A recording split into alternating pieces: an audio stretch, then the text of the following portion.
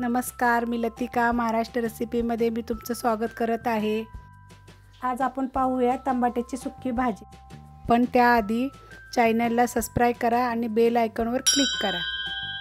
त्यासाठी लागणारे साहित्य हे 250 ग्रॅम टमाटे आहेत बघा। ही 2 कांदे बघा, एक कांदा बारीक कापला आणि एक कांदा असे उभं कापलेले आहेत बघा। 2 हिरव्या मिरच्या उभ्या कापून घेतल्यात। 50 ग्रॅम शेंगदाण्याचं कूट आहे। 6 ते 7 पाकळ्या लसणाच्या बघा मी टेचून घेतलेल्या आहेत। थोडंसं मीठ आहे, लाल मिरची पावडर आपल्याला लागणार आहे, थोडंसं लसूण कांद्याची चटणी लागणार आहे, हळद लागणार आहे, हिंग आणि जिरे मोहरी कढीपत्ता, फोडणीसाठी तेल। तर मी कढई गरम करत ठेवलेली आहे।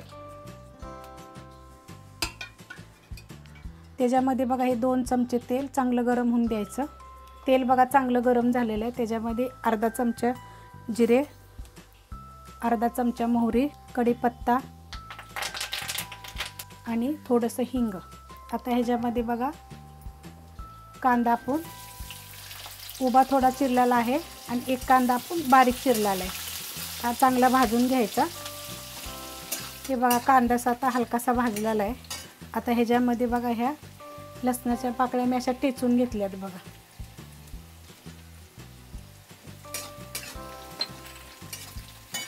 ह्या 2 मिरच्या बघा अशा उभ्या कापून घेतलेल्या आहेत। आता हे चांगलं भाजून घ्यायचं। हे बघा आता कांदा चांगला भाजलेला आहे।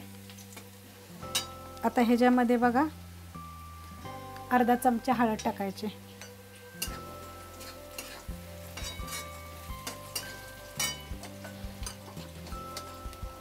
आणि कांदा लसणाची चटणी 1 चमचा आणि लाल मिरची पावडर अर्धा चमचा।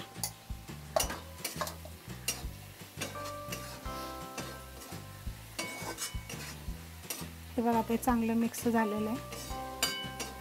आता ह्याच्यामध्ये बघा हे टमाटे धुवून कापून घेतले आहेत मी।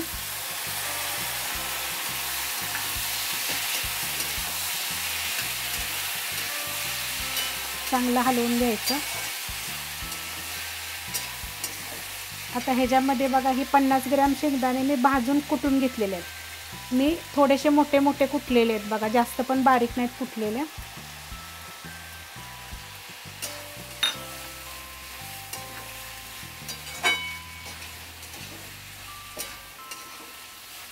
आता चवीपुरतं मीठ, ते चांगलं हलवून घ्यायचं। जर तुम्हाला ह्याच्यामध्ये थोडीशी साखर टाकायची असली तर, आंबट लागत असेल तर थोडी साखर टाका। जर गूळ टाकायचा असेल तर गूळ टाका। पण न टाकता जरी तुम्ही ही अशी भाजी बनवून बघितली ना तर छान लागणार, चवीला ह्याला टेस्टी चांगली लागणार। हे बघा आता हे चांगलं मिक्स झालेलं आहे। आता ह्याला मी ना एक 5 मिनिटासाठी थोडा गॅस बारीक करून झाकून ठेवते। हे बघा आता मी 5 मिनिटं झाकून ठेवलं होतं। टमाटे बघा एकदम सॉफ्ट असं झालेलं आहे चांगलं। अजून एक 2 मिनिटं भाजी आता चांगली हलवून घ्यायची, म्हणजे थोडी अजून सुक्की होईल। हे बघा आता ही भाजी झालेली आहे चांगली आणि सुक्की झालेली आहे एकदम। तर ह्याच्यामध्ये कोथिंबीर,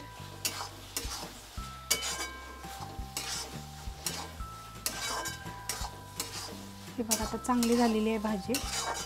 जर तुम्हाला ही रेसिपी आवडली असेल तर लाईक करा, सबस्क्राईब करा, कमेंट करा आणि शेअर बी करा।